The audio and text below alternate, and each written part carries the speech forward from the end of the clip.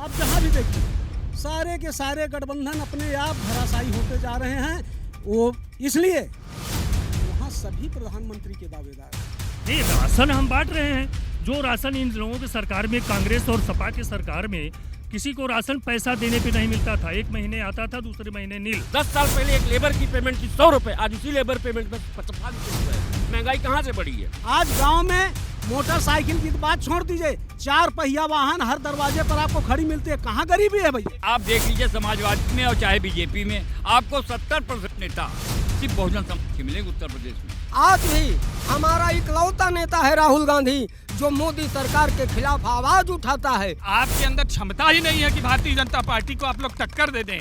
अब मैं ये बता देना चाहता हूँ कि पिछली बार तो हम लोग थोड़ा 50,000 के आसपास का मार्जिन था, हम लोग 2 लाख वोट से चुनाव जीतने जा रहे हैं। लिख के ले लें विपक्षी।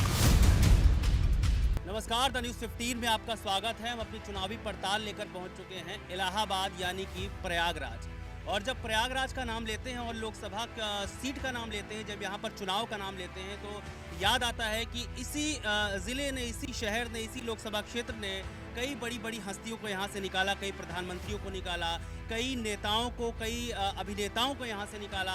मैं बात कर रहा हूँ अमिताभ बच्चन की, वो भी यहाँ से सांसद चुने गए। राजशेखर जो प्रधानमंत्री रहे वो भी यहाँ से चुने गए। लाल बहादुर शास्त्री भी यहाँ से चुने गए। मतलब आप अगर प्रधानमंत्रियों की फहरिस्त देखें तो इलाहाबाद का जो नाम है वो बड़े बड़े अक्षरों में दर्ज है। और इसी वजह से इलाहाबाद की जो राजनीति है वो बेहद ख़ास हो जाती है। और जब ख़ास हो जाती है तो यहाँ के लोगों से जब बात की जाती है तो वो भी कुछ अपने ख़ास मुद्दे रखते हैं। मगर जो इस बार का चुनाव है यानी 2024 का लोकसभा चुनाव है, वो चुनाव है एनडीए बनाम इंडिया गठबंधन का। इंडिया गठबंधन में समाजवादी पार्टी और कांग्रेस है। ये सीट जो है इलाहाबाद यानी कि प्रयागराज लोकसभा क्षेत्र, वो कांग्रेस के खाते में आई है। और दूसरी तरफ इंडिया गठबंधन है। भारतीय जनता पार्टी ने रीता बहुगुणा का टिकट काट दिया है। ये भी एक बड़ा सवाल है कि क्यों काट दिया है। खैर, अब इससे हम आगे बढ़ेंगे और लोगों से जानेंगे कि जो यहाँ के स्थानीय मुद्दे हैं वो कितने पूरे हुए। हमारे साथ कुछ नेता भी हैं, वो हमें बताएंगे कि जब वो वोट मांगने जाएंगे तो वो किन मुद्दों पर वोट मांगेंगे, जनता के बीच में अपनी बात कैसे रखेंगे, क्या बताएंगे कि हम जो पिछली बार काम नहीं कर पाए थे वो इस बार कर दिखाएंगे। या फिर जो हमारे साथ विपक्ष के लोग हैं यानी कि कांग्रेस के लोग हैं, समाजवादी पार्टी के लोग हैं या अन्य विपक्षी दल के लोग हैं, वो हमें बताएंगे कि पिछली बार क्या काम छूट गया था, या अगर उनकी सरकार बन जाएगी तो फिर वो इलाहाबाद को किस तरह से नई दिशा देंगे। चलिए, हमारे साथ तमाम लोग हैं, इनसे बात करेंगे और जानेंगे कि दरअसल ये किस दृष्टि से इलाहाबाद को देख रहे हैं। और आगे ये भदोही लोग सर जी ये इस थोड़ा सा यहाँ पर मामला इसलिए फंसा हुआ है क्योंकि एक ये बॉर्डर इलाका शायद लग जाता है। और हम यहाँ के लोगों से पूछ लेंगे यहाँ के बारे में, वो खुद बताएंगे कि बेहतर तरीके से इस हांडिया जो क्षेत्र है इसमें कितनी विधानसभा सीटें आती हैं, भदोही जो लोकसभा लगती है उसमें कितनी सीटें आती हैं, यहाँ के लोगों से ही मालूम करेंगे। ये लोग ज़्यादा बेहतर तरीके से बता पाएंगे। साहब, क्या नाम हुआ? मोहम्मद कादिर, समाजवादी पार्टी का कार्यकर्ता हूँ। मैंने यहाँ पर बोला कि ये जो सीट है वो प्रयागराज लोकसभा क्षेत्र है, तो यहाँ के लोगों ने बताया कि ये भदोही है और चूँकि एक इसका इतिहास है अपना। अगर इस पर थोड़ा सा प्रकाश डालें, उसको थोड़ा क्लियर करें कि कैसे ये सीट बटी और कैसे कितने विधानसभा क्षेत्र इधर गए या उधर गए, इसको आप बताएं तो मैं आगे डिबेट करूँ। ये सीट ये आपके जो है विश्वनाथ प्रताप सिंह इंदिरा जी की सीट थी। ये पहले फूलपुर पार्लियामेंट बोली जाती थी, बाद में जो है ये पटसीमन में ये भदोही में चली गई, हड़िया और प्रतापपुर। ये फूलपुर से कट गया है और अब तक यहाँ 2 सांसद हो चुके हैं। और दोनों सांसदों को क्या कहें, वो विकास ही नहीं के वो नखाना साबित हुए हैं। चाहे बसपा के गोरखनाथ पांडे रहे हों, चाहे भारतीय जनता पार्टी के रमेश बिंद जी रहे हों, ये उनके पार्टी के नेता ही कहते हैं। हम तो लोग तो अब विपक्ष के हैं, जो कहते उनके नेता ही कहते हैं, उनके दल के कार्यकर्ता ही कहते हैं। ये भदोही लोकसभा हो गई है। इस दफ़ा यहाँ परिणाम बहुत ज़बरदस्त, बहुत विकराल उस पर परिणाम आने वाला है। और यहाँ हम तो समझ रहे हैं कि 80 सीट में सबसे ज़्यादा प्रचंड बहुमत से यहाँ विपक्ष जीतेगा। बड़ी बात है क्योंकि एक तरफ जो भारतीय जनता पार्टी है वो कह रही है कि हम 80 की 80 लाने वाले हैं। और आपसे सवाल ये है कि आप समाजवादी पार्टी से हैं और आप गठबंधन में हैं कांग्रेस के साथ, और कांग्रेस के खाते में ये सीट गई है। किस तरह से आप मेहनत करेंगे? तृणमूल कांग्रेस के खाते में गई है, किस तरह से आप मेहनत करेंगे उनके कैंडिडेट के लिए? क्या मतलब क्या अगर कुछ आपका दृष्टिकोण होगा कि अगर आप सरकार में आते हैं तो ये काम करके दिखाएंगे जो पिछली बार छूट गए थे? भैया देखिए, हम यहाँ पर हम लोग जो है भाईचारा प्रेम, यही सबसे बड़ा यहाँ विकास का वो है। और आज तक हड़िया, प्रतापपुर, चाहे भदोही हो, चाहे औराई हो, चाहे ज्ञानपुर हो, सामंतवादी ताकतें सर उठाती हैं, मगर यहाँ का आवाम, यहाँ की जनता उनको दबा देती है।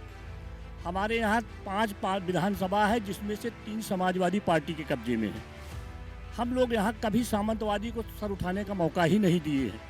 कभी हो सकता है भूल चूक से एक आध चक्कर जीत गए हों, मगर 3 सांसद हुए हैं। माफ़ करिएगा, मैं दो कहा था, यहाँ 3 सांसद हुए हैं। मैं वीरेंद्र मस्त भारतीय जनता पार्टी के सांसद थे, मगर वह व्यक्तिगत बहुत अच्छा था। मैं उसकी तारीफ करता हूँ, मैं इसलिए कि वो व्यक्ति कभी राजनीति के उस पर गया ही नहीं। कोई भी कार्यकर्ता गया होगा, वीरेंद्र मस्त सबकी सुना है। वो सांसद का मैं नाम भूल गया था, माफ़ी चाहता हूँ, वीरेंद्र मस्त। मगर अब वो तो चले गए बलिया से भी उनका टिकट कट गया है। तो इस दफ़ा यहाँ पर जो है परिणाम विपक्ष के पक्ष में जाएगा। यहाँ साहब क्या नाम हुआ? महेश चंद्र पांडे, भारतीय जनता पार्टी का मैं जिला मंत्री हूँ। आपके साथ ही खड़े हैं और आप लोग कह रहे हैं कि इस बार अगर हम 80 यहाँ की मिला लें, उत्तर प्रदेश की मिला लें और फिर 40 बिहार की मिला लें, तो हम एक तरफा जीत मार लेंगे। और ये कह रहे हैं कि 80 की 80 सीट पर इस समय इस बार भारतीय जनता पार्टी को दिक्कत होने वाली है। विपक्ष प्रचंड बहुमत से आ रहा है। ये आपके साथी जो समाजवादी पार्टी से आते हैं वो खुद बोल रहे हैं। बहुत सही कहा आपने। वास्तव में हंसी हम लोगों को भी आती है। जब इंडिया गठबंधन बना तो हम लोगों को भी लगा था कि चलिए एक मजबूत गठबंधन होगा जो हम लोगों के साथ में लड़ाई लड़ेगा, और हम लोगों को भी अच्छा लगेगा जब मजबूत हमारा दावेदार सामने का होगा। परंतु कुछ दिन के बाद में आप देख रहे होंगे कि गठबंधन की ऐसी एक एक कड़ी निकलती जा रही है स्वयं। उसके लिए हम लोगों को कुछ नहीं करना पड़ा। बिहार में आप देख लीजिए, बंगाल में आप देख लीजिए, राजस्थान में आप देख लीजिए, महाराष्ट्र में आप देख लीजिए, आप जहां भी देखिए, सारे के सारे गठबंधन अपने आप धराशायी होते जा रहे हैं।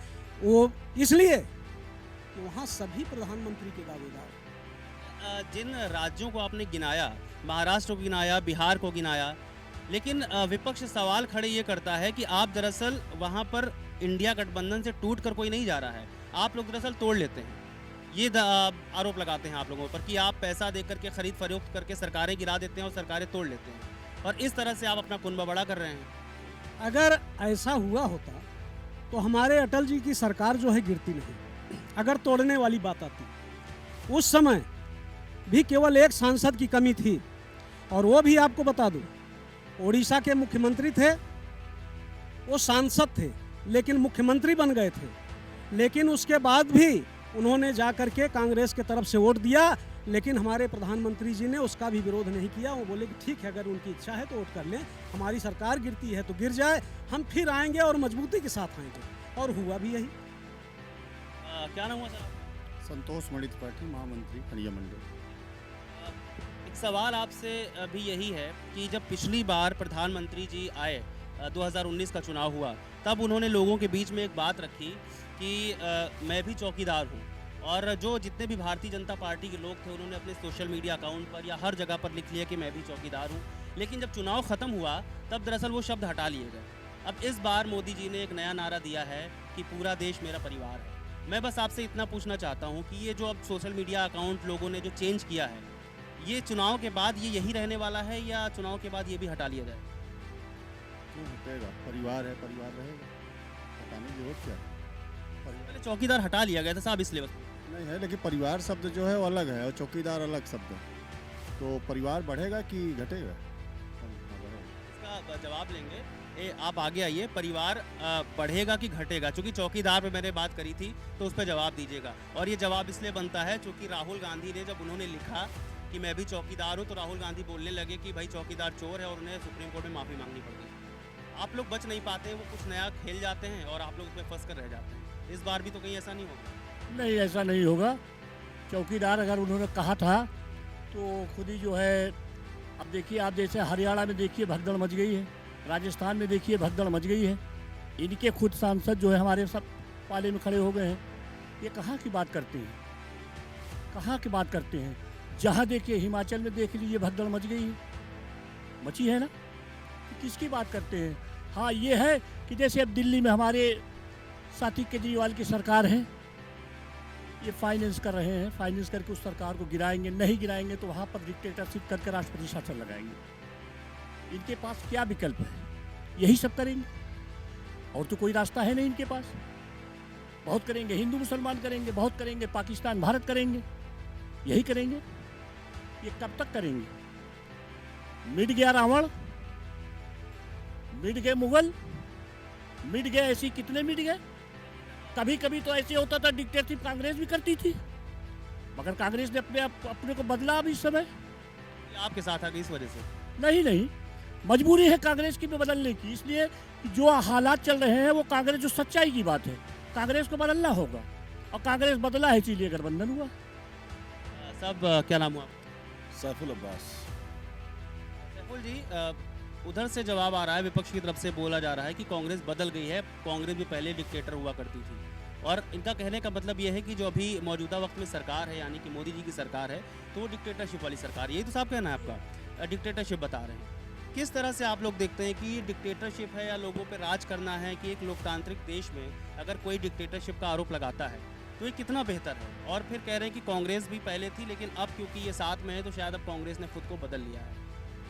अब सवाल ये है कि इस डिक्टेटरशिप के रहते हुए जब आप इस बार 2024 का चुनाव मान के चलिए जीत जाते हैं या जनता के बीच में जाएंगे, आपका विजन क्या होगा? क्या रखने वाले हैं जनता के बीच में?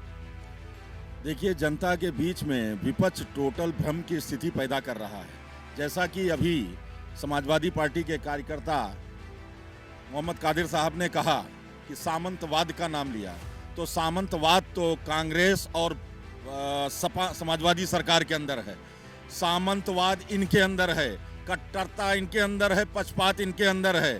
कांग्रेस को आज ये जो अच्छा कह रहे हैं वो इनके साथ है, इसलिए तो ये इनकी एक इंडिया गठबंधन नहीं बल्कि गैंग है। ये इसको एक गैंग कहा जाए तो बुरा नहीं है।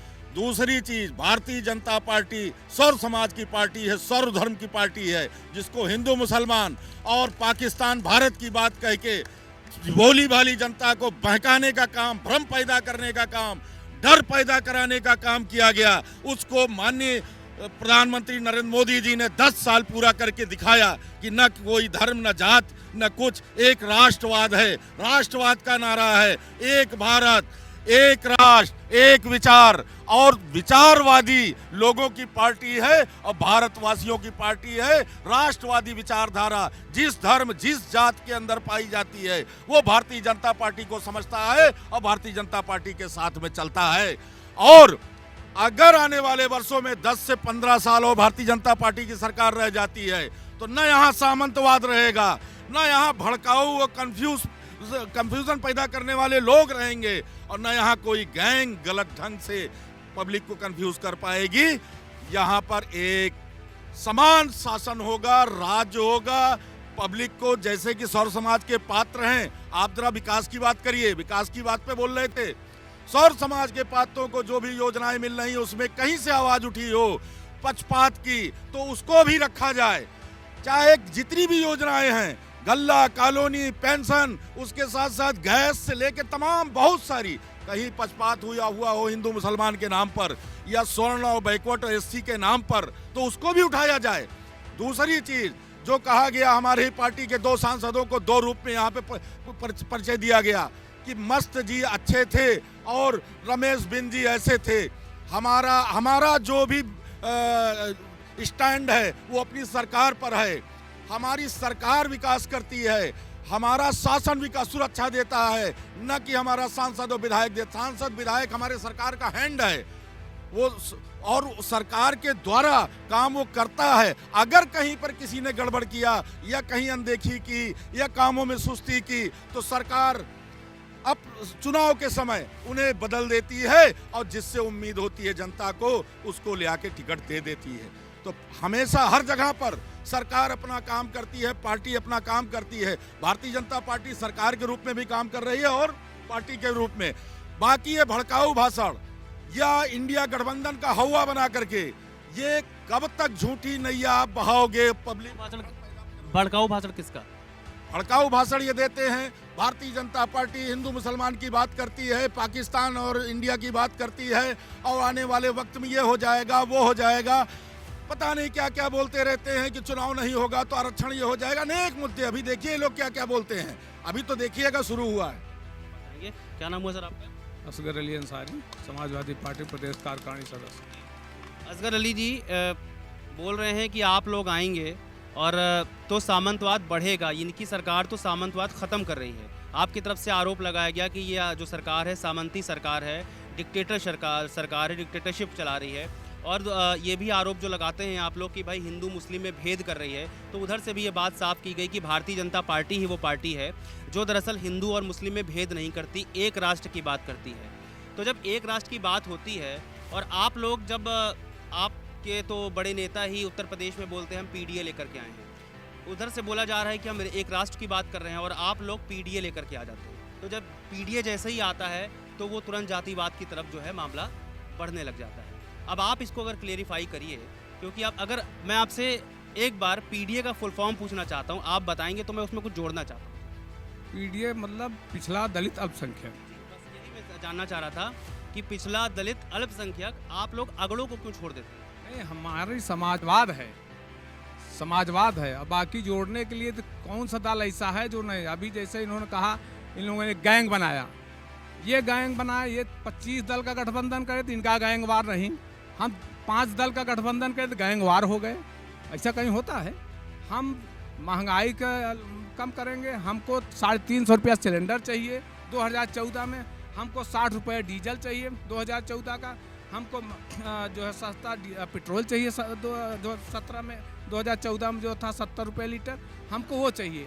जनता को और कुछ नहीं चाहिए। महंगाई बताए, बाकी देश तो सब चलाते हैं। देश कांग्रेस ने 70 साल चलाया, ये 10 साल चला रहे हैं। देश सब अपने अपने ढंग चलाते हैं। कोई सामंतवाद अपने आप बताए, कोई गैंगवार बताए, कोई बताए। हमको जनता का लाभ चाहिए। जनता आज महंगाई से जूझ रही है, हमको महंगाई, हमका डीजल पेट्रोल गैस सिलेंडर चाहिए, बस कुछ नहीं चाहिए। न जातिवाद न धर्मवाद। ये कांग्रेस गठबंधन ही 70 साल चलाए, फिर चलाएगी। हम आप ये मान रहे हैं ना कि वो खाली अगर महंगाई पर कंट्रोल हो जाए तो जैसा कि उनका एक ये दावा है अभी अभी कि भाई हम तो एक राष्ट्र लेकर चल रहे हैं, हमारे यहाँ हिंदू मुस्लिम में भेद नहीं है। मतलब आप इन चीज़ों को मान रहे हैं कि इस सरकार में ये बात नहीं, महंगाई एक मुद्दा है तो उसको लेकर आगे महंगाई से लड़ रहे हैं। बाकी तो हिंदू मुस्लिम मुद्दा, सब मुद्दा ये खुद जानते हैं, इनकी पार्टी जानती है। जहाँ इनको नहीं जीतना होगा वो बोल देंगे, पाकिस्तान जिंदाबाद बोल देंगे जीतने के लिए, वो सब कर लेंगे। पाकिस्तान जिंदाबाद कब बोल दिए लोग? नहीं बोलते हैं, समय आता है बोलेंगे, ये कुछ भी बोलते हैं, समय आकर बोल देंगे। लेकिन हमको महंगाई से लड़ना है। हमको देश में महंगाई, जनता त्रस्त है। 2014 में देश में कर्ज कितना था, आज कितना है, उसको ये बताएं। ये कब कम करेंगे? अब कह रहे एक बार और मौका दीजिए, एक बार और मौका दीजिए। अरे कब होगा? जब देश गर्त में चला जाएगा। देश आज कई लाख हजार करोड़ कर्ज में डूब गया है। हमको देश बर्बाद हो रहा है, हमको उसको बचाना है। क्या नाम हुआ आपका? गुलाम मोई, बहुजन समाज पार्टी। बहुजन समाज पार्टी, आपने इन दोनों लोगों को कंफ्यूज करके रखा हुआ है। शुरुआत में हो रहा था कि मायावती जी किसके साथ जाएंगी, उसके बाद भारतीय जनता पार्टी इंडिया गठबंधन आस लगाए बैठा था कि हमारे साथ आ जाएंगी। भारतीय जनता पार्टी आस लगाए बैठी थी कि हमारे साथ आ जाएंगी, लेकिन कुछ हुआ कि बहन जी किधर गई ही नहीं। बहन जी तो अकेले ही चल दी। अब अकेले चलने के पीछे कारण क्या है? क्या मतलब आप, लेकिन एक बात जो बहन जी ने बोली थी, मायावती जी ने बोली थी, वो ये बात ज़रूर रखी थी कि चुनाव होने के बाद मैं देखूंगी कौन सी पार्टी बेहतर है और मैं उसके साथ चली जाऊंगी। तो अब आप ये जीतने के हिसाब से बेहतर देखेंगे या कि उनके कामकाज के हिसाब से बेहतर? जो पिछले उनके उत्तर प्रदेश में कार्यकाल के समय में जिस तरह का कार्य विकास और दलितों और पिछड़ों को जो उन्होंने आरक्षण दे के बैकलॉग लगा के उनको जो है नौकरियों में भर्ती दी। इस समय सबसे बड़ी समस्या है बेरोजगारी।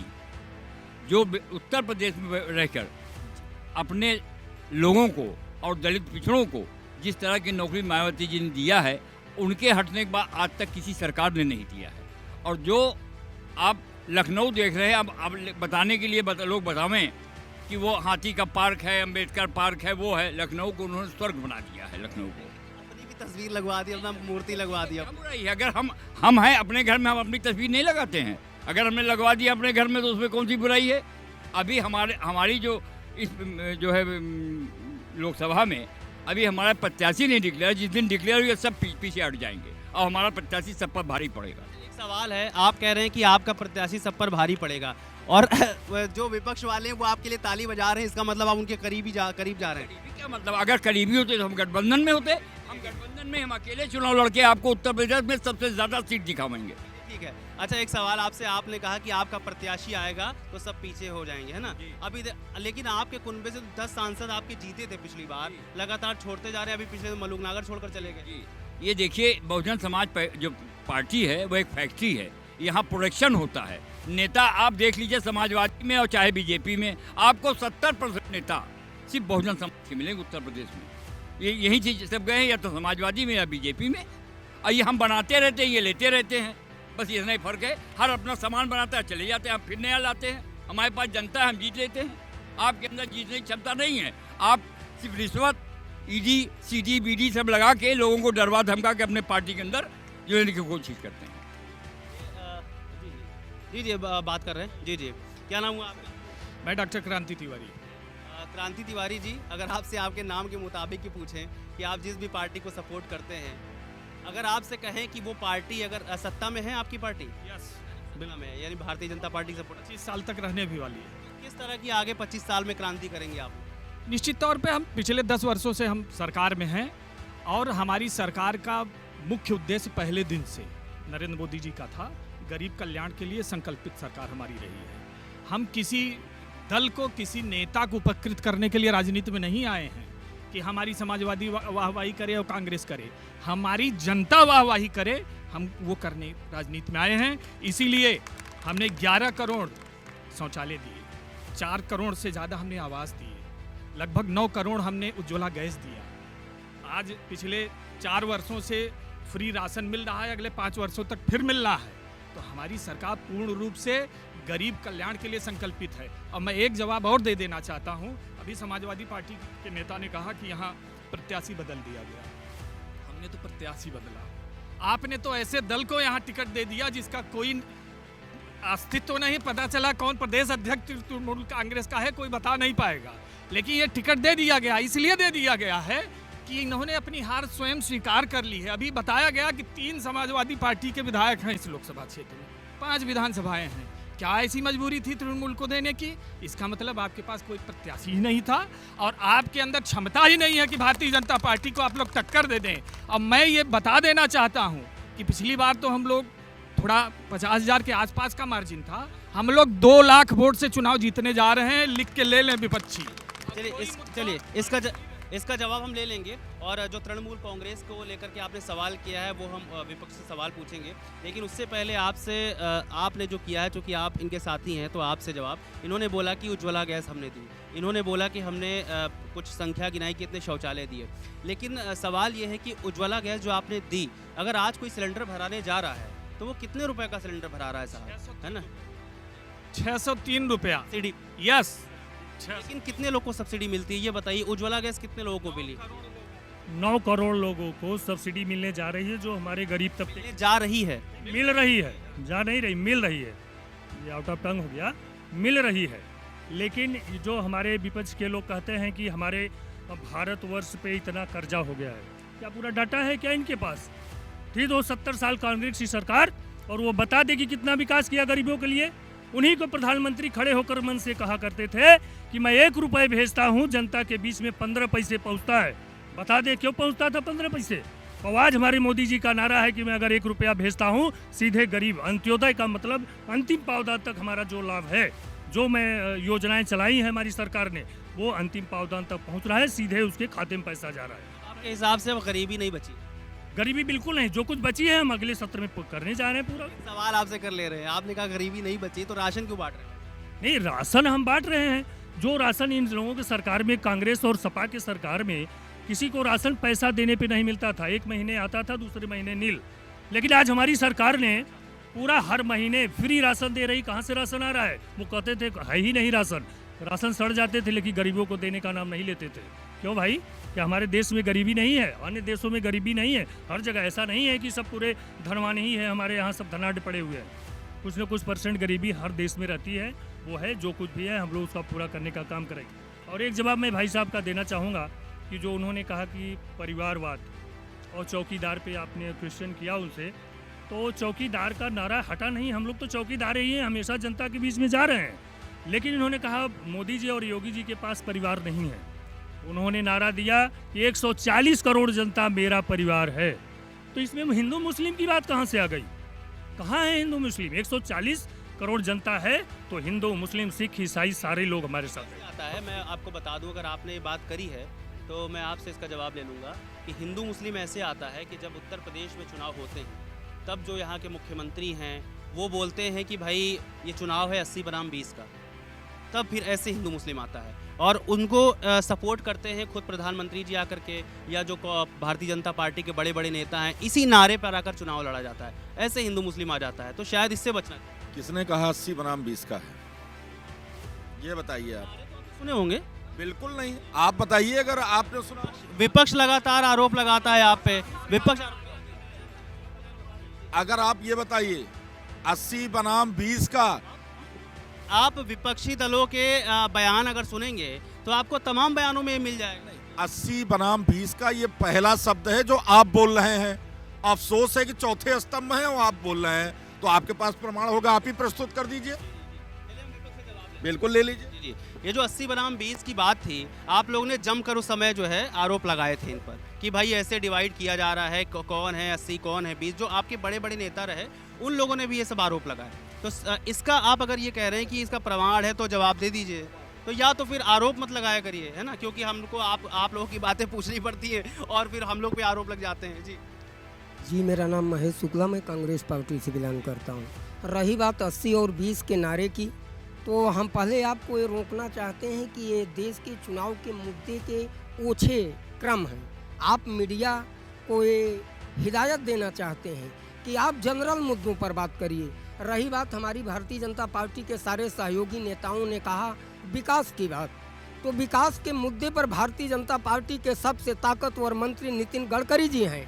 उन्होंने आपके प्रेस कॉन्फ्रेंस में कहा कि इस देश में अच्छे कॉलेज नहीं है, इस देश में पानी पीने की अच्छी व्यवस्था नहीं है, किसानों को उचित मूल्य नहीं मिलता।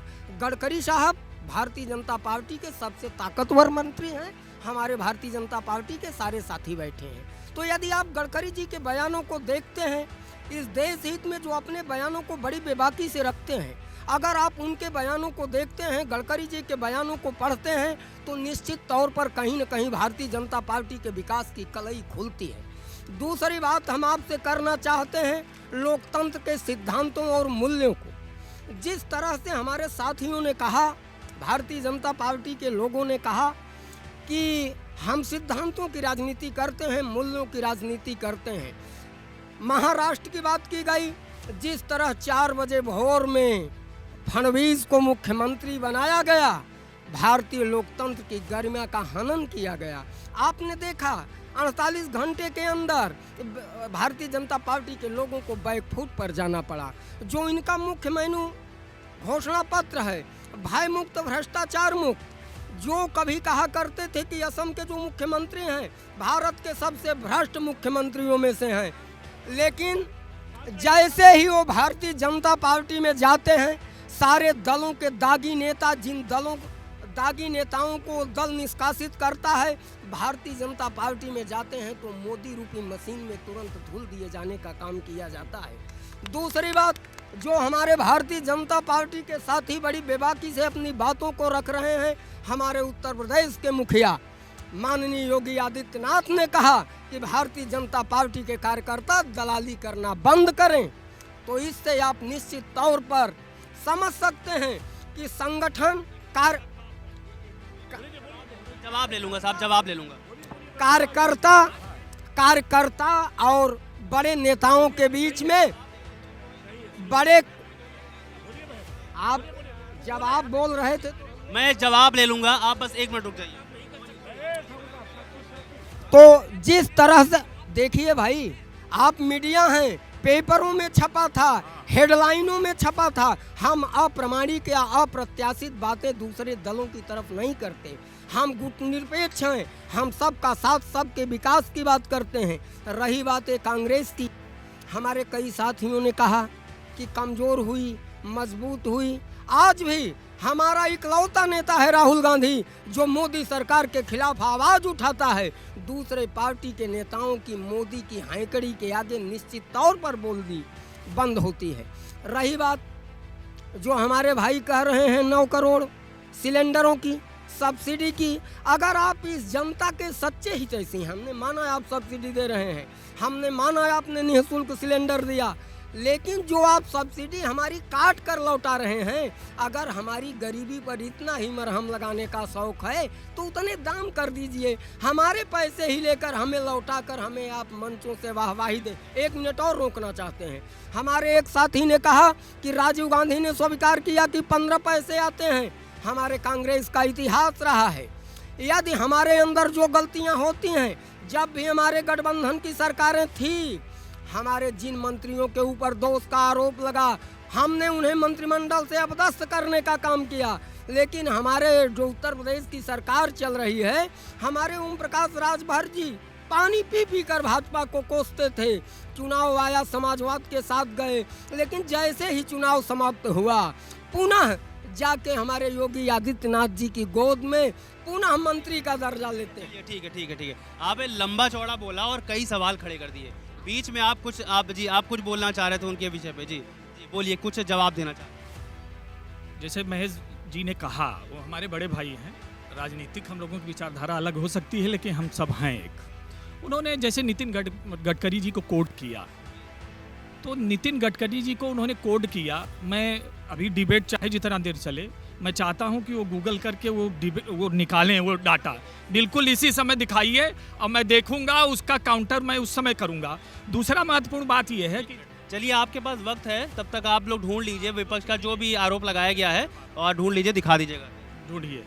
दूसरा महत्वपूर्ण बात यह है कि जैसे कांग्रेस के हमारे मित्र ने कहा कि राहुल गांधी की बात, अभी 2 प्रवक्ताओं ने पार्टी छोड़ी है कांग्रेस, दोनों प्रवक्ताओं ने कांग्रेस छोड़ी है। क्या आरोप लगा कि उन्होंने छोड़ा है? उन्होंने कहा कि हमारी राहुल गांधी से संवाद पिछले 2 वर्षों से नहीं हो पा रहा था। मतलब नेशनल मीडिया पैनलिस्ट गौरव बल्लभ और एक गुप्ता जी थे, उन्होंने पार्टी छोड़ी और उन्होंने आरोप क्या लगाया? उन्होंने आरोप लगाया कि हमारी राहुल गांधी से 2 से 2.5 वर्षों से संवाद ही नहीं हुआ। तो ऐसे जैसा लोकतांत्रिक बयान अभी दे रहे थे, पहले अपने दल में तो लोकतंत्र ले आए। इसमें एक सवाल है, ये मैं आपसे पूछूंगा कि अभी शुरुआत जब हुई थी इस डिबेट की, तो वहाँ पर ये बात कही गई थी कि जो हमारी पार्टी के नेता हैं वो जाते हैं भारतीय जनता पार्टी में। बसपा के जो अभी यहाँ पर लोग खड़े थे, उन्होंने कहा कि हमारी पार्टी के नेता ही जाते हैं और सपा के जाते हैं भाजपा में। इस तरीके से उन्होंने बात की। तो कुल मिलाकर देखा जाए तो भारतीय जनता पार्टी के जो ज़्यादातर उम्मीदवार हैं, ज़्यादातर सांसद बनाए जाते हैं, मतलब जिस तरह से भी नेता बनाए जाते हैं, यहाँ तक तो मुख्यमंत्री बना दिए जाते हैं, ये दूसरी पार्टियों से लेकर के धीरे धीरे आपको नहीं लगता कि भारतीय जनता पार्टी खुद से ज़्यादा जो है अपनी विचारधारा वाले नेताओं को छोड़ करके और दूसरे दलों के नेताओं को अपने पास शामिल कर लेती है? जबकि आप लोग तो कहते हैं कि विचारधारा की लड़ाई है। अगर विचारधारा की लड़ाई है तो कांग्रेस की विचारधारा, जिसके आप लोग खिलाफ रहते हैं, उनके नेताओं को आप ले लेते हैं, और फिर और ऐसे कैसे हो जाता है कि 2 दिन में या 4 दिन में कांग्रेस के नेता की विचारधारा आपकी विचारधारा से मैच कर जाती है और वो नेता बढ़िया हो जाता है? देखिए, नेता भी पब्लिक के बीच से आते हैं, और जो एमएलए एमपी लड़ने वाले, सांसद और विधायक का इलेक्शन लड़ने वाले जो भी नेता हैं, वो पब्लिक के बीच से ही आते हैं, किसी परिवार और किसी समाज का से ही आते हैं। तो कहीं ना कहीं वो भी कन्फ्यूज़न का शिकार हो जाते हैं। शुरुआत राजनीति की कहीं से की, लेकिन जब वो किसी पार्टी के तह तक घुसते हैं तो उनको कहीं पर घुटन सी महसूस होती है। और वो भी ये देखते हैं कि जिस पार्टी की मैंने राजनीति शुरू की थी, उसके अंदर कितना डिक्टेटरशिप और सामंतवाद है और कितना दोगलापन है, तो वो भी उबते हैं। तो पार्टी छोड़ करके भारतीय जनता पार्टी की विचारधारा से प्रेरित होकर के वो भारतीय जनता पार्टी का दामन थामते हैं। और भारतीय जनता पार्टी उनमें अगर कहीं पारदर्शिता और सच्चाई देखती है तो उन्हें जरूर मौका देती है। आपका एक सीधा सीधा जवाब था, लेकिन मेरा सवाल ये था कि कहीं ना कहीं आप लोग विचारधारा से कंप्रोमाइज़ कर लेते हैं। मेरा सवाल ये था, क्योंकि भारतीय जनता पार्टी एक विचारधारा पे चलने वाली पार्टी है जो खुद दावा करती है। कांग्रेस पार्टी भी कहती है हम विचारधारा पे चलने वाली पार्टी है। आप दोनों की विचारधारा अलग है, तो कैसे, फिर मैं इसका जवाब दीजिए कि कैसे 2 दिन में लोगों की विचारधारा बदल जाती है? वही हिमंता बिस्वा शर्मा जो पहले भारतीय जनता पार्टी को कोसा करते थे, मुख्यमंत्री बन जाते हैं। वही जो रोहन है वो आ जाते हैं भारतीय जनता पार्टी में। वही गौरव बल्लभ आ जाते हैं भारतीय जनता पार्टी में, फिर ठीक हो जाते हैं। अचानक से कैसे विचारधारा बदल जाती है, ये जानना चाहते हैं, सब लोग जानना चाहते हैं। वो व्यक्ति के रूप में आते हैं, वो किसी समाज से आते हैं, वो हमारे इसी भारतीय समाज का एक हिस्सा हैं। लेकिन हमारा किसी दल से कोई गठबंधन होता है क्या, या किसी दल की विचारधारा से हमारा कोई गठबंधन होता है क्या? भारतीय जनता पार्टी की विचारधारा राष्ट्रवादी विचारधारा है, समता मूलक एक विचारधारा रखती है, एक भारत सशक्त भारत का नारा देती है।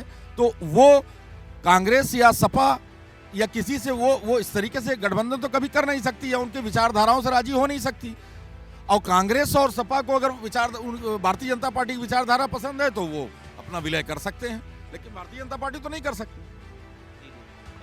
क्या नाम हुआ सर आपका? मन्नान अंसारी, मैं कांग्रेस पार्टी से बिलोंग करता हूं। मैं भारतीय जनता पार्टी के नेताओं से एक बात पूछना चाहता हूं। भारतीय जनता पार्टी के नेताओं से एक बात पूछना चाहता हूं। नेता सुनिए, नेता अगर कांग्रेस में है, समाजवादी में है, बसपा में है, वो भ्रष्टाचारी है। रातों रात वो बीजेपी में अगर पहुंचता है तो वॉशिंग मशीन में धुल जाता है, वो स्वच्छ हो जाता है, शुद्ध हो जाता है। इसका जवाब है भारतीय जनता पार्टी के पास। एक सेकंड, इस आपके जो आपका सवाल है या जो आपका जवाब है उसका जवाब हम ले लेंगे, लेकिन इस सवाल में ही एक जवाब ये है आपके लिए है कि मान लीजिए ओपी राजभर पर सवाल खड़े किए गए, मान लीजिए आप अगर भ्रष्टाचारी किसी नेता की बात कर रहे हैं, आप हो सकता है अजीत पवार की बात कर रहे हो, इनके पास गए धुल गए। लेकिन मान के चलिए अगर वो इनके पास नहीं जाते, या बहुत सारे नेता होंगे जो जाने की तैयारी कर रहे होंगे या इनके पास नहीं गए, अगर वो आपके पास होते तो भ्रष्टाचारी होते या फिर अभी तक ठीक होते वो नेता? अगर भ्रष्टाचारी है तो उसकी जांच करिए, उसको जेल में डालिए। बीजेपी में क्यों डालते हैं? उसको जेल में डालिए, बीजेपी में क्यों जाते हैं वो? और एक बात और है कि भाई नेताओं को संभाल के रखने वाली बात, आप लोग जो आरोप लगाते हैं नेता चले जाते हैं, तो घर में ही जब अपने सेंध पड़ी हुई है तो फिर लोग जाएंगे ना भाई साहब। तो राजनीति है, वो राजनीति है। और एक बात और आपको बता दूं, भारतीय जनता पार्टी के नेता माननीय मोदी जी कहते हैं सबका साथ सबका विकास, पूरा 140 करोड़ हमारा परिवार। मैं उनसे एक बात पूछना चाहता हूं, मैं भी तो इसी हिंदुस्तान का हूं, 140 करोड़ में मैं भी आता हूं। भारतीय जनता पार्टी मुझे टिकट क्यों नहीं देती? विधानसभा का टिकट, लोकसभा का टिकट मुसलमान को क्यों नहीं देती? एक मिनट, एक भी टिकट गिनती करवा दीजिए, जितना टिकट अभी तक बटा है, एक भी मुसलमान को अगर टिकट दिया हो, एक भी टिकट अगर दिया हो तो मैं राजनीति छोड़ दूंगा। सवाल कर लेंगे। जी जी, इधर कह रहे हैं कि मुसलमानों को टिकट नहीं दिया जाता है। भारतीय जनता पार्टी कोई भी जब बड़ा चुनाव होता है, मान के चलिए लोकसभा का चुनाव है, विधानसभा का चुनाव है, यही तो बात है ना आपकी, तो ये मुसलमानों को टिकट नहीं दिया। पहले चलिए कि जो आता है धुल जाता है। आप कपड़ा धोते हैं, क्यों धोते हैं? तो उस दूसरी पार्टियों से गंदे लोग आएंगे तो उनको धोना पड़ेगा। दूसरी बात, दूसरी बात, कितने लोगों ने आपके विचारधारा के और आपके मुस्लिम समाज की टिकट मांगे, उनकी लिस्ट आप हमको दिखा सकते हैं? अरे क्या सम्मान नहीं मिल रहा है बताइए, आप बताइए। और नहीं, हम भी भाजपाई हैं, हम भी सुनिए, हम भी सुनिए, हम रुकिए रुकिए रुकिए एक मिनट। साहब भाई को कुछ भी तो आप, अरे ये क्या बात करते हैं? ये Bharatiya Janata party washing machine है, रात भर में जो जाता है वहाँ धुल जाता है, साफ हो जाता है।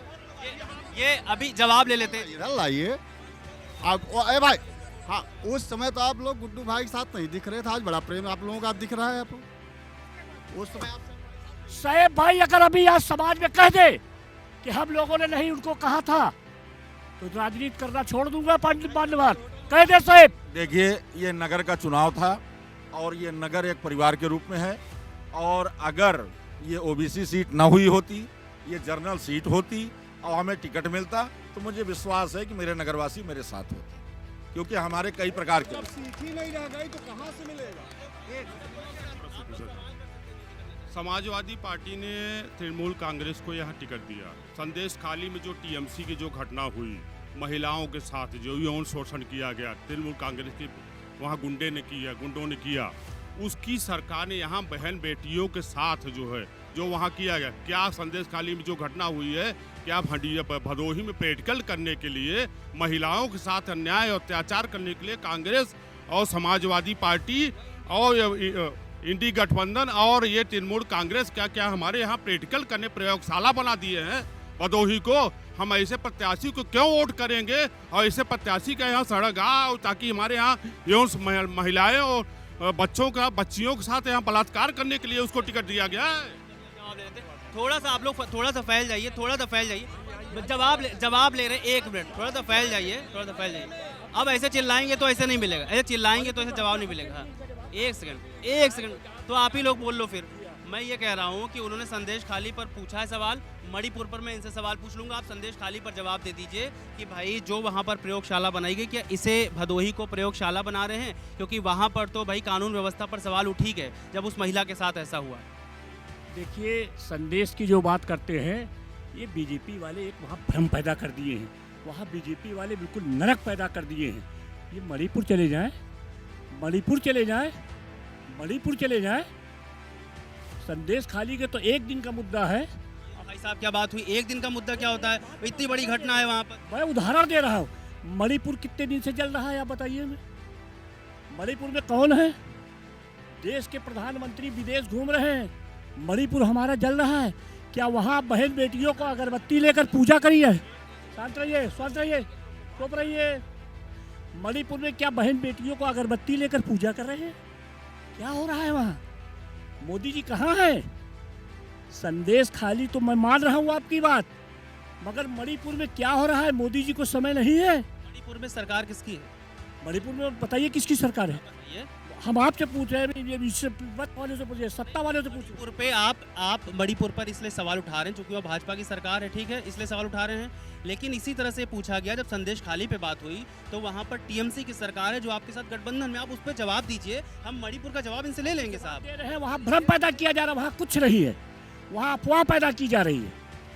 मणिपुर में पैसा देकर बहन बेटियों तो जबरन बुलवाया जा रहा है। वो दूध का दूध, पानी का पानी, जांच हो रही, सच्चाई सामने आ जाएगी।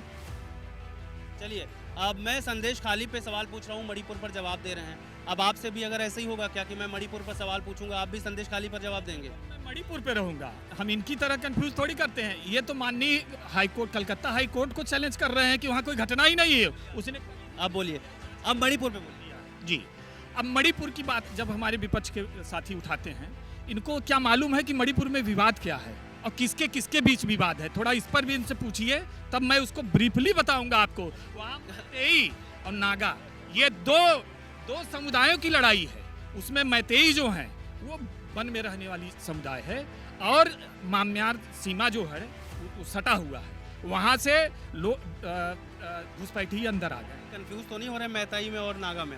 नहीं, मैतेई तो कन्फर्म है, नागा में मैं कंफ्यूज हो रहा हूँ। 2 समुदायों का वहाँ लोकल 2 समुदायों का विवाद है और उसमें जो भी ध्यान दीजिए, मैतेई कहीं मैदानी इलाके में तो नहीं रहता है और मैतेई समुदाय वहाँ का निवासी है, ये मैं जानता हूँ, ठीक है। दूसरा, हमारे जो मित्र मणिपुर के बारे में चर्चा कर रहे हैं, ये मणिपुर का विवाद तो बताएं कि आखिर वहाँ विवाद है क्या और किस लिए विवाद हो रहा है। और वो विवाद कोई नज़दीक का विवाद नहीं है, बहुत लंबे अरसे से चला आया है। आज वो हिंसा में बदला था, लेकिन केंद्र सरकार ने उतने ही तेजी से वहाँ पे कंट्रोल कर लिया गया। एक सवाल ले लेते हैं जी।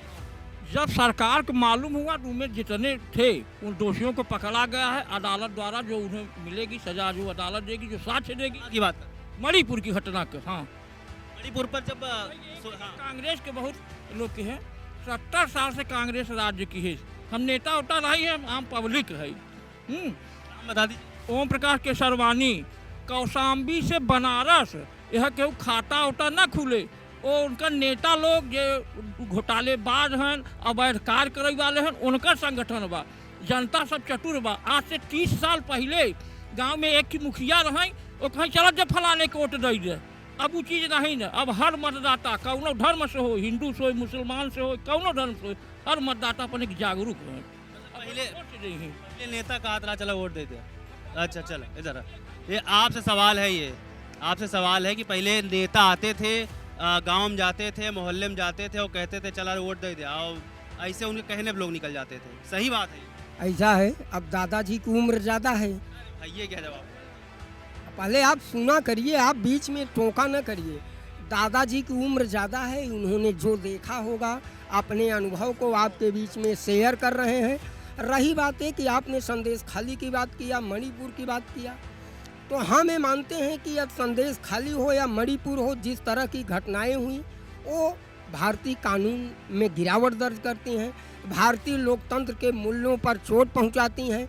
लेकिन जिस तरह से भारतीय महिला पहलवानों के साथ भारतीय जनता पार्टी के सांसद ने जिस तरह से भारतीय महिला पहलवानों ने आरोप लगाया, आपने देखा कि कितनी फटकार के बाद, कितनी कड़ाई के बाद उस सांसद के खिलाफ जाके कार्रवाई हुई। लेकिन कार्रवाई साधारण हुई, उस तरह की जिस तरह से हमारे देश के गौरव को बढ़ाती थी, गोल्ड मेडल लाकर देश के नाम को रोशन करती थी, जिस तरह से कार्रवाई हुई, अपने लोगों को बचाने का पूरा प्रयास किया गया। भूषण शरण सिंह की बात कर, जी हाँ, जी हाँ। रही बात हमारे साथी, हमारे भारतीय जनता पार्टी के, हमारी भारतीय जनता पार्टी के साथी हैं, इनके एक वक्तव्य पर हमें हंसी आ रही है। 7 बार के सांसद को बच्चा बता रहे हैं, 7 बार पार्लियामेंट का नेतृत्व करने वाला नेता राजनीति का बच्चा बता रहे हैं। गांधी की बात कर, नहीं, भूषण शरण की बता रहे हैं। हम जवाब लेंगे, चलिए हम जवाब लेंगे। अच्छा, एक सेकंड, तो आपसे ही प्रश्न लेंगे, आपके प्रश्न हमारा ये कहना है कि राहुल भैया की बात कर रहे हैं ना, वो राहुल लंदन, इटली और अमेरिका यूनिवर्सिटी में जाते हैं और साफ शब्दों में कहते हैं जितने लोग हैं कि यहाँ धर्म के सब हिंदुस्तानी हैं। वो जाके इटली, अमेरिका और लंदन के यूनिवर्सिटियों में फंक्शनों में कहते हैं कि भारत कोई राष्ट्र ही नहीं है, भारत कोई राष्ट्र ही नहीं है। ये क्या सही बात है? कोई पसंद उनको करेगा? विदेश में लोकतंत्र खतरे में है। बताइए, सपा बसपा सभी पार्टियां हैं, क्या यहाँ पर लोकतंत्र खतरे में है? एक और सवाल ले लेते हैं, फिर पूछते हैं लोकतंत्र खतरे। आपकी बात पूछिए। हेलो, एक सवाल मेरा है, जितने बीजेपी के हों, सपा के हैं, बसपा के, कांग्रेस के लोग, आप सब लोग सुनिए, अब सब लोग जवाब दीजिएगा। मेरी एक बात का है, आपको गल्ला मिलता है या नहीं, कोई बता दे। बीजेपी सरकार सबको गल्ला देती है या व्यक्तिगत रूप से देती है? आप किसी से पूछ लीजिए, डिबेट में जितने लोग खड़े। गल्ला, एक मिनट, गल्ला मिलता है, आप तो सुन लीजिए साहब। गल्ला मिलता है, कांग्रेस की सरकार में गल्ला मिलता था, लेकिन 40 करोड़ लोगों को मिलता था। आज 85 करोड़ लोग गरीब हो गए हैं, सबको गल्ला मिलता है। आप ऐसा है, आप लेना बंद कर दीजिए, हम सब बंद कर देंगे। आप लेना पहले बंद कर दीजिए, आप गरीब तो नहीं हैं। सवाल। मन्नान भाई ने जैसे प्रश्न उठाया, नाम बता दीजिए। सागर त्रिपाठी मेरा नाम है। साहब भाई के लिए इन्होंने प्रश्न उठाया कि इनको टिकट क्यों नहीं मिला। मन्नान भाई यहाँ हमारे पुराने कांग्रेसी हैं। आपने तो सेव कर लिया ना अपने आप को। एक सेकंड सुनो, मन्नान भाई पुराने कांग्रेसी हैं, आप पुराने कांग्रेसी हैं, और अपने चाचा जी अपने पुराने समय, इनको टिकट क्यों नहीं, इनको क्यों नहीं आशा है कि हमारी पार्टी हमको टिकट देगी? इनको अपेक्षा केवल हमसे है कि केवल हम मुस्लिम समाज हमारे में है, हम इनको उठा रहे हैं, इनको अच्छा लग रहा है, इसीलिए कह रहे हैं कि मुस्लिम को टिकट क्यों नहीं दिया जा रहा है। आप बताइए, आप आज हरिया टाउन में टिकट किसको मिला? अरे एक मिनट, अगर भाई फिर किसी की बात नहीं हो पाएगी। पहले पीछे हटिए, थोड़ा पीछे हटिए, थोड़ा जगह बनाइए, थोड़ा जगह बनाइए। हाँ बिल्कुल, आपकी बात सुनेंगे। थोड़ा गैप बनाइए। और भैया अगर एक मिनट रुक जाओ भाई, एक मिनट। टिकट किसको मिला? सुनिए, टिकट किसको मिला? असगर भाई हैं, हमारे परम मित्र हैं। पहले सुन लीजिए, बहुत अच्छा टॉपिक है। जिसने समाजवादी के झंडे को प्रतापपुर में ऐसे रगड़ा, उसको यहाँ जलाया गया, उसको टिकट मिला। और जो पुराने समाजवादी के आप स्तंभ, इनको टिकट नहीं मिला। किसको मिला जानते हैं? हम सवाल कर लेते हैं। समाजवादी पार्टी पर ये आरोप लग रहा है, जो उधर से जवाब आया। बिल्कुल। आपको भी लगता है कि स्थिति ऐसी है? आप पे जब सवाल आते हैं कि भाई मुसलमानों को टिकट क्यों नहीं दिया गया, तब फिर आपकी तरफ से सवाल आ जाता है कि नहीं, उन लोगों को टिकट नहीं मिल रहा है, उन लोगों को टिकट मिल रहा है जो दरअसल अपमान किया करते थे उनकी पार्टी का। आपने उल्टा आरोप लगा दिया। ऐसा है, यहाँ पर हिंदू मुस्लिम का कोई बात नहीं है। हमारे दल में हिंदू मुस्लिम बोल करके कुछ नहीं है। हमारा एक अपना भारतीय जनता पार्टी का परिवार है, उसमें चाहे हिंदू हो, चाहे मुस्लिम हो, चाहे सिख हो, चाहे ईसाई हो, हम सब एक जो है, हम राष्ट्रवाद पर चलते हैं।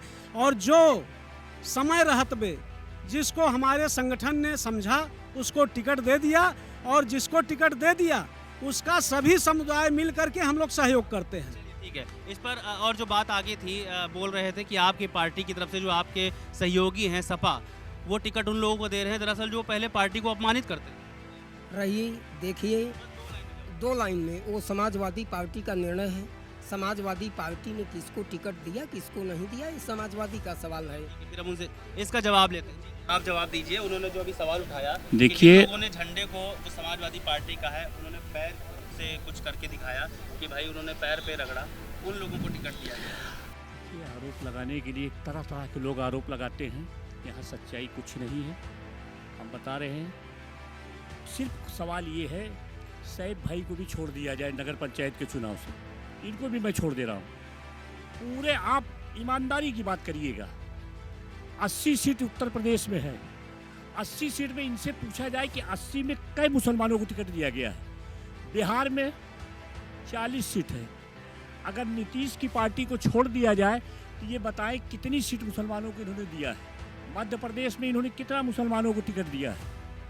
जो भी इन्होंने हमको टिकट दिया है वह बैक दरवाजे से हमको ले आके बैठा लिया, कहीं हमको जनप्रतिनिधि चुनने। कुछ बोला ऐसा है, अभी जैसे टिकट का सवाल आया, अभी आपको मालूम होना चाहिए भारतीय जनता पार्टी अल्पसंख्यकों के लिए अल्पसंख्यक मोर्चा बना दिया है। उनका प्रदेश अध्यक्ष है हमारे पास में, उनका हमारे पास में जिला अध्यक्ष है, उनका हमारे पास में राष्ट्रीय अध्यक्ष है, उनका हमारे पार्टी में जो है मंडल का अध्यक्ष है, और उनकी कमेटी है। इतना बड़ा परिवार जो है अल्पसंख्यकों का भारतीय जनता पार्टी में हो गया है कि सपा और बसपा वालों को समझने में बहुत समय लग जाएगा कि अभी भारतीय जनता पार्टी के साथ में कितने अल्पसंख्यक जुड़ गए हैं।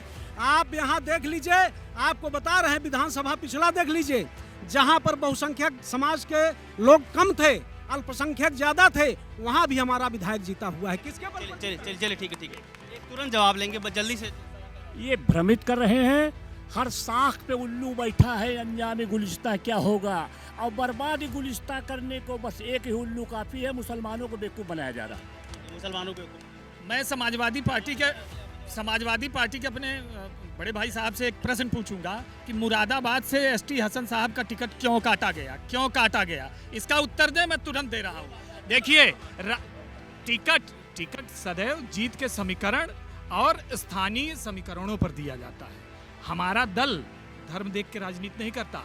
समाजवादी पार्टी पिछले चुनाव में कितने मुसलमानों के टिकट दी थी, इस बार उसने उस कोटे को आधा कर दिया। ये अपने दल की समस्या को भाजपा के ऊपर थोपना चाह रहे हैं। भारतीय जनता पार्टी राष्ट्रवाद के नाम पर चुनाव लड़ती आई है। दूसरी पार्टियों का हाथ पकड़ लेते होंगे, जाने नहीं देंगे हम, इसलिए नहीं जाने नहीं देंगे हम कहीं पर भी। हम मेरे पास इसलिए करते हैं ना, इसलिए करते हैं कि हमारे पास जवाब होता है, हम भागने वाले में से नहीं है। 10 सेकंड और, अभी समाजवादी पार्टी इंडी अलायंस का गठबंधन है, समाजवादी पार्टी का भी घोषणा पत्र आया, आरजेडी का कल आया घोषणा पत्र। मतलब जो 23 सीट पे लड़ रहा है वो भी 1 करोड़ रोजगार देने की बात कर रहा है पूरे देश में। बताइए, टिकटों के बंटवारे पे नहीं फंसेंगे।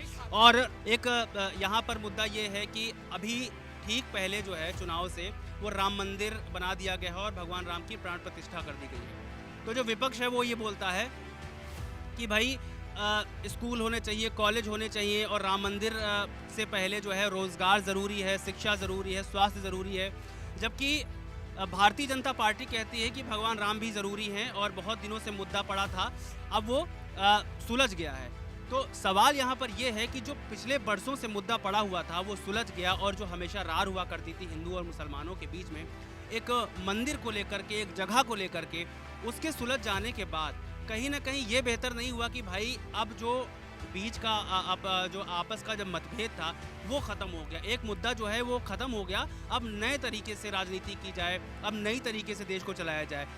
इस पर लोग कैसी सोच रखते हैं, इस पर जवाब लेंगे जी। पहले इनसे पूछेंगे, उसके बाद आपसे आएंगे जी। हाँ, आप जवाब। मैं ये पूछ रहा हूँ कि राम मंदिर बने, मैं सोचता हूँ हर इंसान के दरवाजे पे राम मंदिर बने, भगवान पे सब पे आस्था है, किसी से ऐसा नहीं जिसको भगवान पे आस्था ना हो। लेकिन मंदिर पे जितना रुपया खर्चा करके मंदिर बनवाया वो भी ठीक किया। जो चाह रहे कि अच्छा से अच्छी शिक्षा मिले, अच्छा जो है स्वास्थ्य मिले, अच्छा लोगों को जो है एजुकेशन मिले, उस पर ज़्यादा ध्यान होना चाहिए। दूसरे एक मुद्दा हल होने के बाद दूसरा कि अब कृष्ण जन्माष्टमी हो गया, फिर कुछ दिन के बाद ताजमहल आ जाता है, कुछ दिन बाद बनारस आ जाता है। तो ये आप अपने पास से बोल रहे हैं ना, सुप्रीम कोर्ट जवाब दे, सुप्रीम कोर्ट ऑर्डर देता है तब आगे का काम बढ़ता है। आप जी आपकी भाईचारे से एक राम मंदिर बन गया, कोई वाद नहीं, कोई विवाद नहीं, ना कोई झगड़ा हुआ। अब कृष्ण जन्माष्टमी आ गया। जब हमारे मुस्लिम भाई ये कह देते कि ये मामला कोर्ट में नहीं जाएगा, हम लोग आपस में हिंदू मुस्लिम बैठेंगे और बैठ करके जहाँ मस्जिद उचित होगा वो सामूहिक फैसला लेंगे, जहाँ मस्जिद होगा वहाँ मस्जिद बनाया जाए। बोलना चाहते हैं हमारे एक मिनट हमारे विपक्ष भाई कब से देख रहा हूँ, जो मन में आ रहा है वो बोल रहे हैं। 10 साल में इतनी महंगाई बढ़ गई, 15 साल में इतनी महंगाई बढ़ गई, आखिर में 70 साल में कांग्रेस ने क्या किया? तो समस्या है भाई साहब, 70 साल क्यों गिना रहे हैं जी? मैं उसका जवाब दे रहा हूँ। आज 10 साल में ये विकास देखिए, कितने सारे मेट्रो स्टेशन बन गए। उत्तर प्रदेश में देखिए कितने एयरपोर्ट थे 10 साल पहले, आज 10 साल बाद कितने एयरपोर्ट बन गए। कोई गरीब मर रहा है, बीमारी से कोई गरीब मर रहा है। कितने एम्स बन गए। आयुष्मान 5 लाख रुपए पर हेड सरकार ने एक सुविधा दिया है कि गरीब आदमी जाके अपना इलाज कर सके। न जाने आप इलाहाबाद से बनारस तक का सफर आज से 10 साल पहले कितने घंटे में करते थे, कितने घंटे में करते थे? आप एक खुद पत्रकार हैं, आप 4 घंटे का सफर आज 1.5 घंटे में कर रहे हैं। आज उस 1.5 घंटे में आप कहाँ से कहाँ तक क्या कर सकते हैं? ये 70 साल का मुद्दा खत्म कर दे, आप 10 साल पे आइए। अगर आपको 70 साल पीछे 10 साल पीछे जाना हो तो आप जाइए, आपको कोई नहीं मना करेगा। 10 साल पहले एक लेबर की पेमेंट थी 100 रुपये, आज उसी लेबर पेमेंट में 500 रुपये है। महंगाई कहाँ से बढ़ी है? महंगाई नहीं बढ़ी। महंगाई कहाँ से बढ़ी है? जनाब आप मेरे सवाल का जवाब दे दीजिए। पहले 100 लेबर, आज 1200 क्यों बेच रहे हैं? बेचिए ना। 23,000 में सोना रहा, 10 साल में 23,000, 80,000 में सोना बा। आज के युग में रजिस्ट्री आप तहसील में चले जाइए, 3 लाख 4 लाख 10 साल पहले होता था। आज करोड़ों रुपए तहसील में इनकम होता है। एक दिन में करोड़ रुपए इनकम हो रहा है तहसील के अंदर, जाके देख लीजिए। अमीरी बढ़ी है, पहले अमीरी बढ़ गई। 10 साल में आप जमीन का कीमत देख लीजिए, इतने अमीर हो गए। आज गांव में मोटरसाइकिल की बात छोड़ दीजिए, 4 पहिया वाहन हर दरवाजे पर आपको खड़ी मिलती है। कहाँ गरीबी है भैया? सवाल ये है अभी फिलहाल के लिए राम मंदिर को लेकर के कि विपक्ष उसको पॉलिटिकल इवेंट बोल रहा है और आपने उनको बुलाया, इनविटेशन दिया और वो आए नहीं। तो इस तरह से अगर आप देखिए तो वो तो आए नहीं, उन्होंने कहा आप पॉलिटिकल इवेंट कर रहे हैं, और जब चुनाव आता है उससे ठीक पहले आप राम मंदिर का मुद्दा ले आते हैं। अब वो नया आरोप लगा रहे हैं आप पर कि भाई अब आप काशी और मथुरा ले आए, आपने ज्ञान वापी में पूजा शुरू कर दी। ये विपक्ष का आरोप है। इससे बच के उनका ये कहना है कि शिक्षा, स्वास्थ्य और रोजगार पर ध्यान देना चाहिए। शिक्षा, स्वास्थ्य, विकास पे ज़बरदस्त 10 सालों में काम हुआ है, और 10 साल में भारतीय जनता पार्टी की सरकार ने इंफ्रास्ट्रक्चर या उसके साथ साथ तमाम बड़े बड़े कार्य, जो कि बड़े बड़े फ्लाईओवर, बड़े बड़े हाईवे और रेलवे लाइन, एयरपोर्ट और उस मेट्रो, उसके साथ साथ तमाम औद्योगिक क्षेत्रों में, और उसके साथ साथ तमाम सूक्ष्म उद्योग, लघु उद्योग और बहुत सारे ऐसे उद्योगों में जो कि योजनाएं चलाई और बैंक से लोन भी दिया। तो जिस तरीके से विकास कार्यों में भारतीय जनता पार्टी ने कार्य किया है और उस पात्रों को भी ध्यान में रखा है, हर समाज, सर्व समाज के पात्रों को, और तमाम बहुत सारे ऐसे विकास कार्य खुद किए और जनता को भी मौका दिया कि वो भी कुछ कार्य करके आगे बढ़े। जैसे कि राम मंदिर का मामला है, तो राम मंदिर का जो मामला है 100 करोड़ लोगों की आस्था का सवाल है। भारतीय जनता पार्टी के द्वारा अगर या भारतीय समाज, सर्व समाज के द्वारा अगर मंदिर का स्थापना की बात चली और मंदिर स्थापित हुआ जनता के पैसे से, जो कि भारतीय समाज के लोगों ने डोनेट किया, और भगवान राम का मंदिर भव्य बना, तो वो 100 करोड़ लोगों की आस्था है। बात आती है विवाद की, सुप्रीम कोर्ट के निर्णय की, तो सुप्रीम कोर्ट के निर्णय को भारतवासी सर्वमान्य रूप से मानते हैं, अब मानते रहेंगे। मुगलिया या अंग्रेजों का निर्णय अगर कुछ लोग मानने के लिए अभी भी बैठे हैं देश में, तो उन्हें समझ लेना चाहिए कि देश के अंदर राष्ट्रवाद की भावना बह रही है, और उसके साथ साथ यहाँ पर अगर अंग्रेजों और मुगलियों के फरमान को मानने की बात कही जाएगी तो कहीं न कहीं उनका पतन अवश्य है, देश की जनता कर देगी।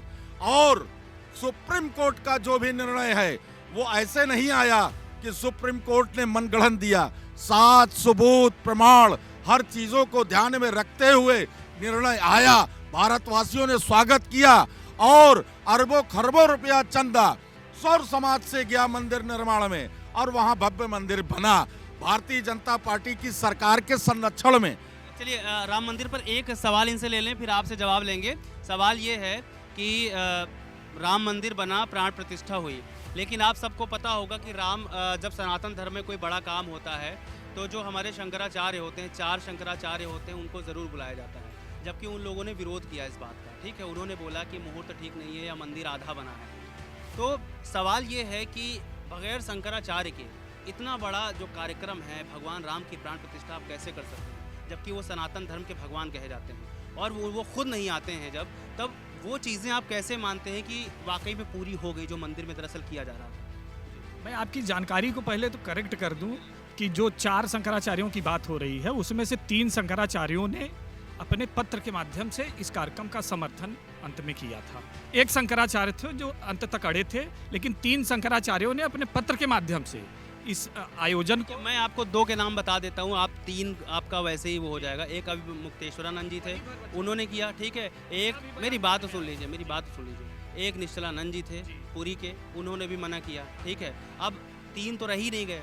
अब आप जिनको 2 बता रहे हैं शायद आपको पत्र भेजा हो। मैं बता रहा हूँ, जिन दोनों माननीय शंकराचार्यों की आप बात कर रहे हैं वो लोग व्यक्तिगत रूप से नहीं पहुंचे, लेकिन उन्होंने पत्र के माध्यम से पूरी जिम्मेदारी के साथ बोल रहे हैं, पूरी जिम्मेदारी। और इसका टीवी डिबेट में वीडियो भी उपलब्ध है गूगल पे कि मुक्तेश्वरानंद ने अंत में कार्यक्रम के 1 हफ्ते पहले उस कार्यक्रम का समर्थन किया। उन्होंने कहा हम इस कार्यक्रम के विरोध में नहीं हैं, हमारे कुछ मुद्दे थे, उन मुद्दों पे बात नहीं हुई, इसलिए हमने अपना प्रश्न उठाया था, लेकिन हम इस कार्यक्रम के विरोध में बिल्कुल नहीं हैं। अच्छा, दूसरा बात यह है कि जैसे अभी विपक्ष से सवाल आया कि इतना पैसा सरकार ने, नहीं, अभी इसी पर रहते हैं, फिर उसके बाद पूछ लेंगे। जी, तो किसी भी शंकराचार्य, जो शुरुआत में एक नाराजगी की बात थी कि भाई शंकराचार्यों ने अपनी बात रखी कि धर्म का जो मसला है उसमें किस तरीके से ये सब आयोजन होने चाहिए, लेकिन बाद में उनको जब जवाब दिया गया, जिस हमारे विद्वान ने उसका मुहूर्त निकाला, उसने चैलेंज करके पूरे मुहूर्त को साबित किया कि इससे बेहतर मुहूर्त अगले 5 वर्षों तक नहीं था। चलिए आप कुछ इस पर बोलना चाहते हैं? जो शंकराचार्य का मुद्दा है, राम मंदिर का मुद्दा, वो अगर आप किसी दूसरी बात पे बोलना चाहते हैं तो मैं आपसे ले लूंगा, पहले इस पर राम मंदिर पर जवाब लेना पड़ेगा। पूछिए, क्या पूछिए? शंकराचार्य के बारे में इन्होंने जो अभी जवाब दिया कि पत्र लिख करके उन्होंने बाद में समर्थन कर दिया था, लेकिन सवाल खड़े किए गए थे उस समय विपक्ष की तरफ से भी कि भाई जो सनातन धर्म के भगवान कहे जाते हैं 4 शंकराचार्य, उन्होंने ही बोला कि मुहूर्त ठीक नहीं है और मंदिर आधा बना हुआ है, तो ऐसे में भगवान राम की प्राण प्रतिष्ठा कैसे हो सकती है? तो उसके बाद भी ये सारा कार्यक्रम हुआ। मुंडे मतिर बनना, ठीक है। और हमारा देश जो है, ज्योतिषी जो प्रमुख ज्योतिषी जो थे, उन्होंने जो मुहूर्त बताया था एकदम परफेक्ट बताया था, उसमें कोई गड़बड़ी नहीं थी और न कोई गड़बड़ी है। उन्होंने भी बाद में माना, जो डॉक्टर साहब ने कहा, उन्होंने भी माना कि हाँ सब सही है एकदम। अब आपसे एक जवाब दीजिए, उसके बाद इनसे भी लास्ट जवाब लेंगे। जी, बस आपसे पूछ लेंगे। जी कि जो इन्होंने कहा नेताजी की किसी मुस्लिम के 30 लोग, ये सवाल ले लेंगे आखिरी में, ये इसी पर ख़त्म करेंगे। जी चलिए, ये आपसे सवाल है कि भाई जब राम मंदिर बना और एक राष्ट्र की जब बात होती है, तो राम मंदिर जब बनता है तो इनविटेशन आता है, फिर आप लोग उससे इनकार क्यों कर देते हैं कि भाई हम नहीं जाएंगे? आप लोग उसको पॉलिटिकल इवेंट बता देते हैं, जबकि भगवान राम की अगर बात होती है तो आप लोग भी, भाई राजीव गांधी, आप लोग दावा करते हैं कि उन्होंने ताला खुलवाया और तमाम तरह के दावे आप लोग करते हैं। राजीव गांधी ने वहाँ से अपना रैली की शुरुआत की, बहुत सारा कुछ हुआ, उसके बाद भी आप लोग आकर के मतलब भगवान राम का जब कोई कार्यक्रम होता है कह देते हैं कि ये पॉलिटिकल इवेंट है। आपको तो इसमें आसानी से शामिल हो जाना चाहिए।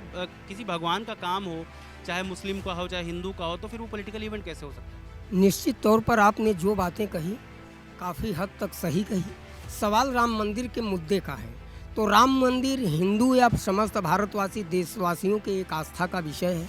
राम मंदिर का निर्माण हुआ, इससे हम लोग पूरी तरह से खुश और सहमत हैं। सवाल इस बात का है, जिस तरह से राम मंदिर का राजनीतिकरण किया गया, विरोध हमारा राजनीतिकरण से है, हमारा विरोध आस्थाओं से नहीं है। जिस तरह आप चले जाते हैं, देखिए, जब आप किसी मुद्दे को सुप्रीम कोर्ट के आदेश से राम मंदिर का निर्माण हुआ, आपने सवाल किया कि ये धर्माचार्यों का, चाहे हिंदू धर्म हो चाहे मुसलमान धर्म हो, जब धर्माचार्यों का कार्य है, तो जब धर्माचार्यों के कार्य को नहीं करने दिया गया, उसका राजनीतिकरण किया गया, इसलिए पॉलिटिकल पार्टियों ने उसका बहिष्कार किया। आप कुछ बोलना चाहते हैं? हाँ, हम ये पूछना चाहते हैं कि अभी हमारे भारतीय जनता पार्टी के लोगों ने बहुत दुहाई दिया कि न्यायालय का आदेश है, ये है, वो है, वो है, बड़ा तरह की बातें किया। हम कह रहे हैं, जब माननीय सुप्रीम कोर्ट ने कहा था कि मस्जिद नहीं गिराई जाए, क्या ये न्यायालय को मानने वाले लोग थे? जो मस्जिद कौन गिराया, हवा से गिर गई थी कि कोई पेड़ की ठाई गिर गई थी मस्जिद के ऊपर? आज आप न्यायालय की दुहाई दे रहे हैं। हमको ये बतावें ये लोग कि माननीय सुप्रीम कोर्ट ने मस्जिद गिराने का आदेश को रोका था। इन्होंने कहा था, हलफनामा दे रखा था सुप्रीम कोर्ट में। कहाँ चला गया ये सब? बस एक सवाल कि माननीय सुप्रीम कोर्ट ने ये बोला था कि भाई जो मस्जिद गिराए जाने की बात थी वो ना गिराए, ठीक है, ऐसा इनका बोलना। जी, ये जो है वास्तव में मस्जिद नहीं गिराया गया, वो बाबरी मस्जिद गिराई गई। उसके नीचे सारे साक्ष्य हिंदुओं के मंदिर के मौजूद थे, और उसके बाद में जब बाबर आया था, उस समय उसने तोड़वा करके बाबरी मस्जिद बनाया था, इसलिए वो तोड़ा गया। उसके अलावा मैं बोल रहा हूँ, कोई भी ऐसी भारत में मस्जिद मौजूद हो जो टोटल इनके द्वारा बनाई गई हो, और उस पर किसी हिंदू ने ये दावा किया हो कि नहीं मैं इसको गिराऊंगा। ये सुप्रीम कोर्ट की बात कर रहे हैं, आपने इतिहास बता दिया, ठीक है। हम सुप्रीम कोर्ट की बात कर रहे हैं कि सुप्रीम कोर्ट ने बोला, इनका जो स्पेसिफिक सवाल है उसका जवाब दे दीजिए, एकदम क्लियर हो जाएगा। तो सुप्रीम कोर्ट ने ही तो ऑर्डर दिया ना कि हम मंदिर बने। एक मिनट रुकिए। उसके बाद इनकी कोर्ट है दूसरी की भावना को ठेस पहुंचाना। मीर बाकी ने वहां तोड़ करके मस्जिद बना दिया। किसके आदेश से बनाया था? किसके आदेश से? नहीं, किसके आदेश से? उस समय सुप्रीम कोर्ट था। उस समय सुप्रीम कोर्ट था। नहीं, आप आए दूसरे के को ठेस पहुंचा करके आपने तोड़ करके बना दिया। उस समय कौन सा सुप्रीम कोर्ट था? मैं आपसे पूछ रहा हूँ। माननीय कल्याण सिंह की उत्तर प्रदेश में सरकार थी, सुप्रीम कोर्ट ने आदेश दिया था कि मस्जिद पे आंच नहीं आनी चाहिए। कल्याण सिंह ने हलफनामा सुप्रीम कोर्ट में दिया था। कैसे मस्जिद गिर गई? क्या कोई हवा तूफान ने गिरा दिया? भैया पानी तो नहीं पिएंगे? पी लेंगे कोई नहीं। मैं ये कह रहा हूँ कि हमारे समाजवादी पार्टी के साथी जी हमारे समाजवादी पार्टी के साथी ने कहा अभी न्यायालय के मुद्दे पर, मैं इनसे ये पूछना चाहता हूँ कि वहाँ नमाज होती थी उस मस्जिद में? बिल्कुल नहीं होती थी। 1947 के बाद से वहाँ नमाज हुई ही नहीं थी, और वो मस्जिद थी ही नहीं, वो विवादित ढांचा था। हाँ, हम ये मानते हैं कि वो गिराया गया, लेकिन वो आस्था का जनसैलाब था जो कि वहां चढ़ के गिरा दिया। वो किसी दल ने नहीं गिराया था, उसको आम जनता ने गिराया था। वो आस्था का जनसैलाब था, और आस्था ने उस विवादित ढांचे को गिरा दिया। वहां कोई नमाज 1947 के बाद से नहीं होती। ये आस्था का सवाल है कि सुप्रीम कोर्ट ने लास्ट में क्या माना, किसको सजा हुई, ये बताओ। ये लोग बता दीजिए, सुप्रीम कोर्ट की बात कर रहे हैं, आप ही बताएं। बोल दीजिए। इनका जवाब ये है, इनका सवाल ये है कि सुप्रीम कोर्ट ने मना किया था कि भाई मस्जिद ना तोड़ी जाए, और फिर आपकी पार्टी की ओर से जवाब ये आता है कि एक आस्था का जनसैलाब उमड़ा और उन्होंने जो वो ढांचा था उसको गिरा दिया, ठीक है।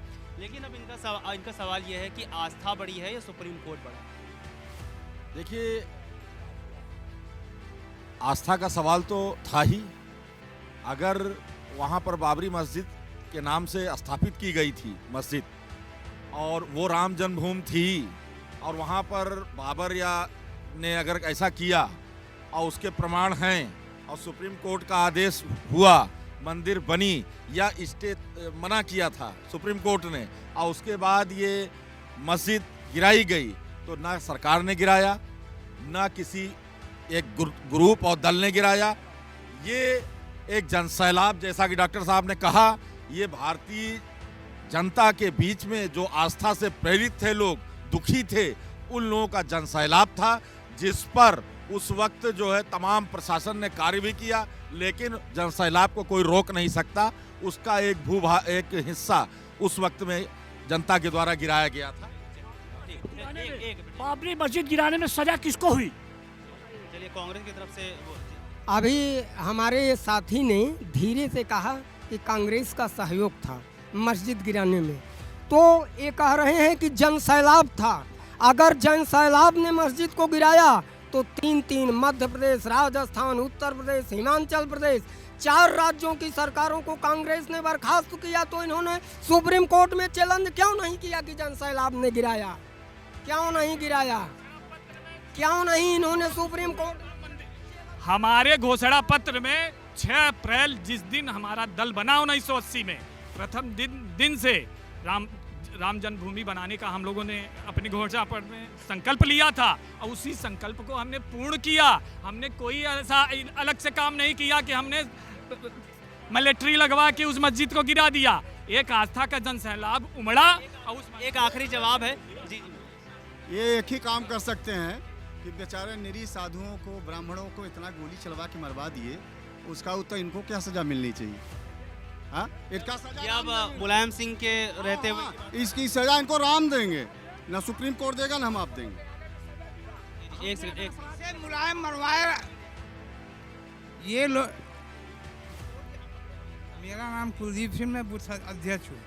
आज ताजिर भाई जो बोल रहे हैं कि इसका जवाब दीजिए, तो जवाब यही है कि बाबर ने अपने मनमानी करके गुंबज बना दिया हमारे राम मंदिर पर। हाँ, आज जनसैलाब जब जोश में आया हिंदू भाई, तो उस गुंबज पर तोड़ डाले। और आज जो ये बोल रहे हैं कि जवाब दीजिए कि कौन दोषी हुआ, तो दोषी तो सबसे पहले बाबर था। हाँ, जवाब ले लेते हैं, एक आखिरी जवाब दीजिए। और बाबर को क्या न्यायालय ने सब दोषी माना है? किस मुंह से बात कर रहे हैं? बाबरी मस्जिद क्या बाबर को दोषी माना है न्यायालय ने? बता दे कोई। एक सेकंड, एक लाइन में एक आखिरी सवाल पूछ लीजिए और यहाँ पर सवाल लेकर जवाब लेकर खत्म करें। और कोई सवाल है आपका? नहीं, इनको सजा मिली है तो अभी बताए क्यों नहीं कि किस कि हमारे साथियों ने, सारे साथियों ने कहा कि जनसैलाब ने गिराया, तो फिर भारतीय जनता पार्टी के लोग क्यों दावा करते हैं कि हमने मंदिर बनाया? अगर जनसैलाब ने गिराया तो दावा इनका कैसा बनता है? मृतक पे कोई सवाल नहीं होता है। अब सुप्रीम कोर्ट हो चाहे हाई कोर्ट हो, मृतक पे कोई सवाल, कोई फैसला नहीं सुनाती। जब इंसान मर ही गया तो उसके सामने क्या फैसला सुनाए? आज 400 साल पहले अगर गड़ा मुर्दा कभी भी निकालेंगे तो वो बदबू करेगा ही करेगा। विपक्ष के पास आज कोई मुद्दा नहीं है कि ये सिर्फ बहला फुसला के जनता को बहला रहे हैं, फुसला रहे हैं, मतलब कि एकदम अराजक तत्व वाला काम कर रहे हैं। कूट डालो, राज करो। हम लोग उससे आगे बढ़ गए हैं। मंदिर मस्जिद से हम लोग अभी अरब सागर पर कब्जा करके बैठे हुए हैं। चलिए ठीक है, चलिए। वहाँ पर हम लोग जिस तरह से अरब सागर की डकैती रोक रहा है भारत, हमारे नौसैनिक, वहाँ की नौसेना वहाँ जिस तरह से डकैती रोक रही है।